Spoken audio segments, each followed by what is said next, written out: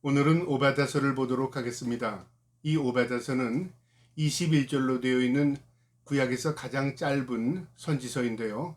하나님께서 이 오바다 선지자를 통해서 이스라엘의 이웃나라였던 에돔의 심판을 경고한 메시지입니다. 오늘도 이 말씀을 통해서 하나님께서 세상을 다스리시며 세상의 주관자가 하나님이심을 깨달을 수 있는 저와 여러분 되기를 주님의 이름으로 축복합니다.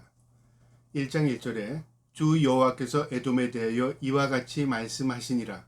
우리가 여호와께로 말미암아 소식을 들었나니 곧 사자가 나라들 가운데 보내심을 받고 이르기를 너희는 일어날지어다. 우리가 일어나서 그와 싸우자 하는 것이니라. 하나님께서 묵시를 통해서 이 오바다에게 보여준 내용은요, 하나님의 지시를 통해서 사자들이 일어나게 되고 그리고 에돔 땅을 치게 된다는 그 묵시였습니다. 2절에요. 보라, 내가 너를 나라들 가운데 매우 작게 하였으므로 내가 크게 멸시를 받으리라. 하나님께서 그들을 낮추셨다 그 말이죠. 그리고 하나님께서 그들을 심판하시겠다는 겁니다. 그리고 하나님께서 그들을 멸하시겠다 하는 하나님의 결정문입니다. 세상을 하나님께서 주관하십니다. 그리고 하나님께서 높이기도 하시고 낮추기도 하십니다. 이 에돔은 이스라엘의 형제국가 에서의 후손들입니다. 그러니까 한 핏줄을 받은 이 조상이 아브라함이죠. 이 후손들임에도 불구하고 이스라엘이 멸망당할 때 오히려 이웃 나라를 도와서 멸시했고요. 그리고 또 그 물건들을 착취해 가기도 했고요. 또 이 이스라엘을 약탈하는 민족이었습니다. 결국 이웃 나라이자 형제의 나라였지만 오히려 그 형제들의 괴로움을 주었던 나라입니다. 이것을 하나님 보고 계신 겁니다. 그래서 그들을 낮추겠다 그 말이죠. 3절에요. 너의 마음의 교만이 너를 속였도다. 바위 틈에 거하며 높은 곳에 사는 자여, 내가 마음에 이르기를 누가 능히 너를 땅에 끌어내겠느냐 하니. 이들이 어떤 마음으로 살았냐면요, 우리는 누가 침공에 들어오지 못해. 그러니까 자만심에 가득 찼습니다. 그들의 지역이요, 높은 지역이었고 바위 틈 사이에 있답니다. 그 수도가 페트라입니다. 오늘도 이 페트라를 여행하다 보면요, 이 바위를 아름답게 조각해 있는 그 도시들을 보게 됩니다. 딱 견고하게 보이고요. 외부로부터 침입이 거의 힘들 정도의 지형을 가지고 있습니다. 그러니까 이들은요, 좋은 지형에서 외부로부터의 적도 막을 수 있었을 뿐만 아니라 그들은 자만심에 가득 차 있습니다. 그리고 이 에서의 후손이었던 이 에돔은 이스라엘과 형제 국가였기 때문에 오히려 서로 마음으로 도와야 할 그런 민족이었습니다. 그럼에도 불구하고 형제 국가인 에서가 이 바벨론으로부터 침공에 들어왔을 때에 오히려 그들을 도와서 오히려 이스라엘을 괴롭혔던 나라입니다. 하나님 그거 보신 겁니다. 4절에요. 내가 독수리처럼 높이 오르며 별 사이에서 깃들지라도 내가 거기에서 너를 끌어내리라. 여호와의 말씀이니라.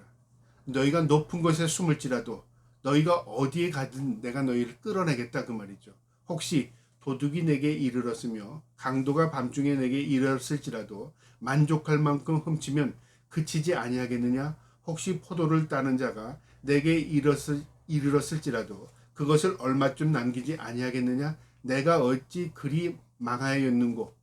그러니까 예를 드는데요, 도둑이 밤에 어느 집을 침범해 들어가면요, 훔칠 만큼 훔치면 그 나머지는 다 놓고 도망간다 그 말이죠. 또 어떤 사람 포도원에 들어서 어떤 열매를 훔치면은 어느 정도 훔치고 도망간다 그 말이죠. 그런데 하나님의 심판은 적당히가 없다 그 말이죠. 너희의 죄가를 내가 낱낱이 묻겠다 그 말입니다. 그리고 하나님께서 철저히 심판하시겠다는 내용입니다. 그러니까 우리가 하나님에 대한 의식을 갖게 되면요, 늘 하나님 앞에 겸허한 겸손한 마음으로 하나님의 뜻 가운데 살아야 하는 것입니다. 그것이 우리 생명을 유지하는 길일 뿐만 아니라 그것이 우리에게 복된 길입니다. 이 에돔이란 나라는 하나님을 의식하지도 않았을 뿐만 아니라 오히려 형제 국가를 괴롭히고 형제 국가가 망하는 것에 대해서요, 오히려 기뻐했던 것, 그것을 하나님 보고 계신 겁니다. 6절에요. 에사가 어찌 그리 수탈되었으며 그 감춘 보물이 어찌 그리 빼앗겼는고. 그러니까 앞으로 되어질 일들을 한탄을 통해서요, 에서가 어떻게 저렇게 됐느냐 그 말이죠. 에서가 자기 께 믿고 자기 능력만 믿고 살았는데 어떻게 저렇게 됐지?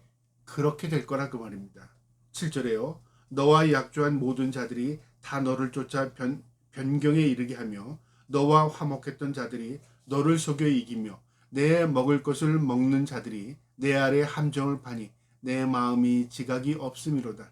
너는 참 미련한 자다 그 말이죠. 너와 함께 먹는 자는 누굴까요? 형제나 이웃이나 너의 가족이겠죠.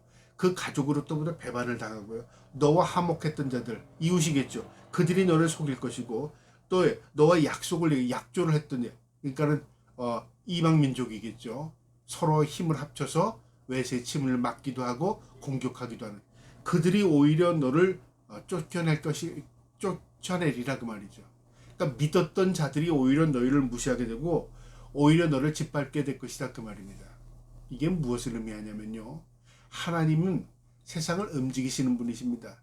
지금은 모두 내게 다 우방인 것 같고 내 친구인 것 같고 나를 돕는 자 같지만 하나님의 심판이 되면 오히려 그들로부터 공격을 당하게 되고요.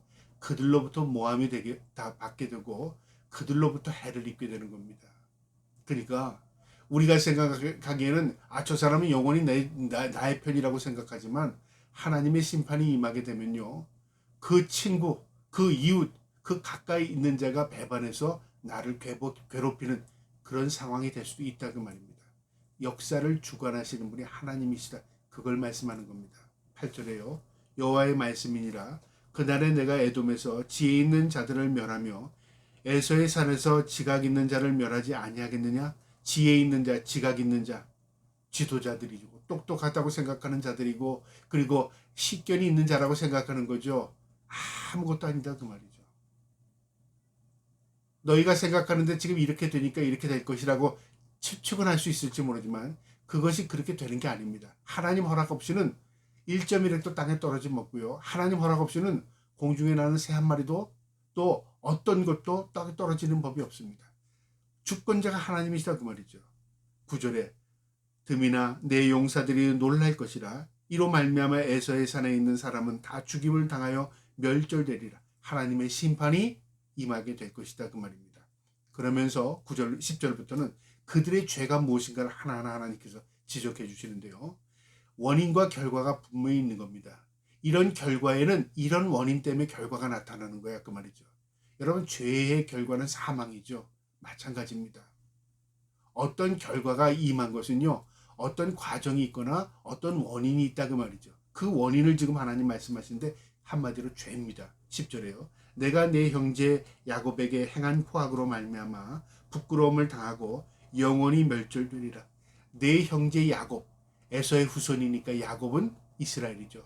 내 형제가 고통을 당하는 걸 무시하고 부끄러운 줄 몰랐구나 그 말이죠. 여러분 중요한 사실입니다.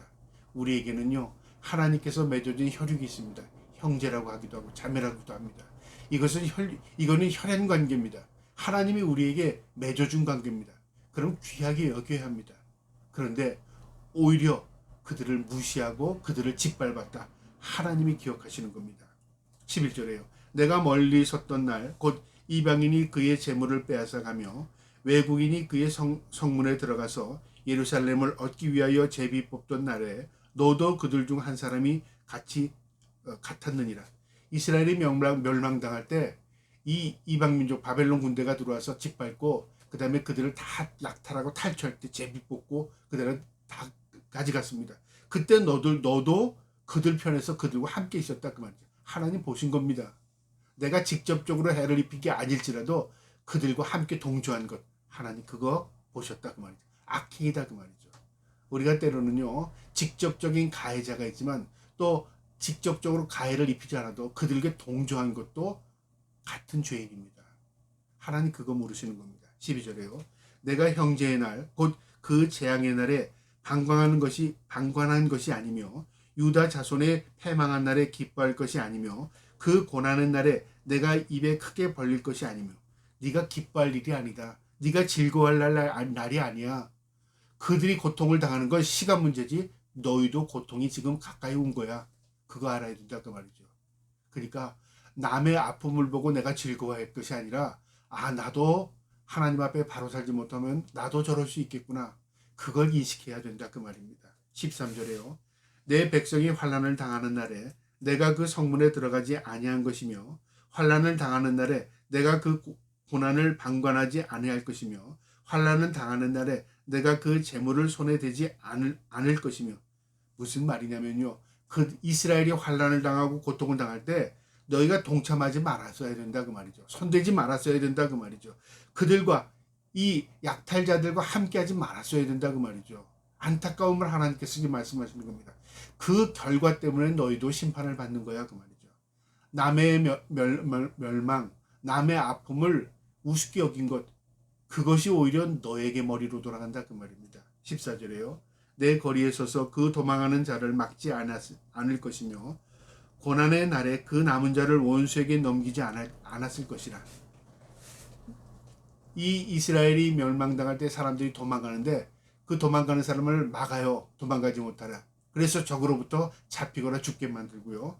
오히려 적극적으로 이 도망가는 사람을 잡아다가 원수의 손에 넘긴 겁니다. 그래서 포로로 끌려가게 만들었어요.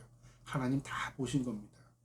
그러니까 이 에돔 족속이 하나님 앞에 심판받을 이유는 뭐냐면요, 직접적으로 이스라엘의 가해를 가지 않았을지라도 오히려 바벨론에 동조한 것, 그것이 죄악인 것입니다. 우리에게 주는 교훈입니다. 내가 어떤 사람을 직접적으로 해를 입히지 않았을지라도 그 사람에게 억울한 일을 당하는 것을 방조했다든가 또 고통당하는 것을 방관했다든가 이 모든 것도 하나님께서 물으시는 것입니다. 그래서 우리가 의식이 있어야 하는 것입니다. 15절에요. 여호와께서 만국을 벌할 날에 가까웠나니 내가 행한 대로 너도 받을 것인즉 내가 행한 것이 내 머리로 돌아갈 것이라. 분명히 말씀하시죠. 내가 행한 대로 내가 너에게 갚아줄 것이야. 내가 행한 대로 내 머리로 돌아가게 할 것이야 그 말이죠. 그러니까 너는 별개라고 생각하지만 그것이 별개가 아니라 너도 그런 일을 당할 거야 그 말이죠. 그러니까 경고입니다. 16절에요. 너희가 내 성산에서 마실 것 같이 만국인이 항상 마시리니 곧 마시고 삼켜서 본래 없던 것 같이 되리라. 완전히 진노의 잔을 마시게 돼서 너희가 멸망하고 소멸될 것이다 그 말이죠. 나는 아니야 라고 생각했는데 웬걸요, 시간이 지나니까 똑같이 고통을 당하게 된다 그 말이죠. 똑같이 멸망당하게 된다 그 말입니다.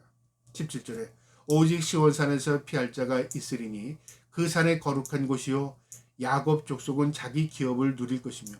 멸망당했다고 생각했던 이 이스라엘이 회복의 역사가 일어나는 겁니다. 야곱의 족속이 자기의 기업을 누릴 것이다. 무엇을 의미합니까? 하나님께서 구별해서 그들이 멸망당한 것 같지만 하나님께서 그들을 약속의 백성이었기 때문에 다시 때가 되면 회복의 역사를 하나님께서 허락하실 것이다 그 말입니다. 18절에요. 야곱 족속은 불이 될 것이며 요셉 족속은 불꽃이 될 것이요 에서 족속은 지푸라기가 될 것이라. 하나님의 백성이 야곱 족속, 이 요셉 족속은 이스라엘이죠. 이스라엘은 불꽃처럼 불처럼 활활 일어날 것이지만 에서 족속, 에돔 족속을 의미하죠. 지푸라기가 될 것이다. 말라 비틀어지고 불에 타 흔적도 없게 될 것이다 그 말이죠.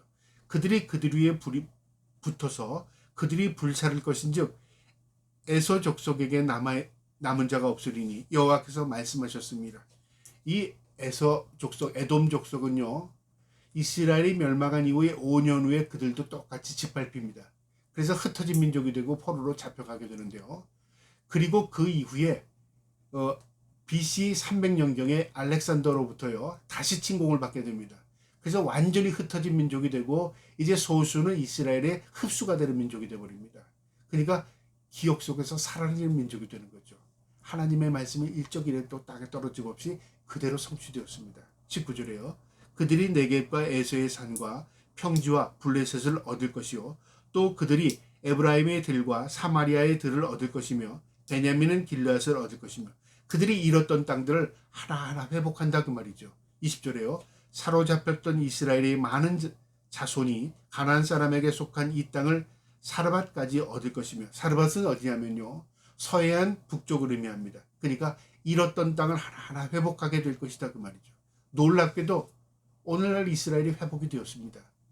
그리고 지금까지도 힘겹게 나라를 유지하고 있습니다. 그들이 없어져서 소멸된 민족이었는 줄 알았는데 2000년이라는 세월이 지난 이후에 다시 그들이 회복했다 그 말이죠. 놀라운 역사입니다. 예루살렘에서 사로잡혔던 자들 곧 스바랏에 있던 자들은 네겝의 성읍들을 얻을 것이라. 하나님께서 그들이 때가 되면 회복시킬 것이다. 그 약속의 말씀이고요. 마지막 21절에 구원받을 자들이 시온산에 올라와서 에서의 산을 심판하리라. 나라가 여호와께 속하리라. 구원받을 자가 있다 그 말이죠. 그리고 그들을 통해서 하나님께서 나라가 회복되게 할 것이다 그 말이죠. 아직 이것은 완성되지 않은 말씀일지라도요. 우리가 분명히 기억해야 할 것은 언젠가는 이스라엘이 회복할 것입니다. 완전한 회복, 믿음의 회복이죠. 그리고 그들이 믿지 않았던 메시아 예수 그리스도를 구주로 영접하게 될 것이고요. 그리고 그들이 참여하고 통회하고 자복하는 일이 있을 것입니다. 그리고 그것을 통해서 우리에게 온 인류에게 사인을 보내는 겁니다. 주님이 다시 이 땅에 오시는구나. 이제는 재림 예수 그리스도를 통해서 이 땅에 심판할 때가 다가왔구나. 그것을 우리에게 이스라엘의 역사를 통해서 깨닫게 해주실 것입니다. 이 말씀 마음에 새기시고요. 오늘 에돔의 멸망은요. 결국 형제의 나라 이웃의 그 이스라엘의 멸망을 기뻐하고 그들에게 동조했다는 것. 그것이 그들에게 죄악이었습니다. 그래서 오베다 선지자를 통해서 이것을 묵시를 통해서 경고했던 내용입니다. 우리도 이 말씀 마음에 새기고요. 늘 형제자매를 귀히 여길 뿐만 아니라 늘 하나님의 뜻이 무엇인가를 깨달으며 살아갈 수 있는 저와 여러분 되기를 주님의 이름으로 축복합니다. 아멘.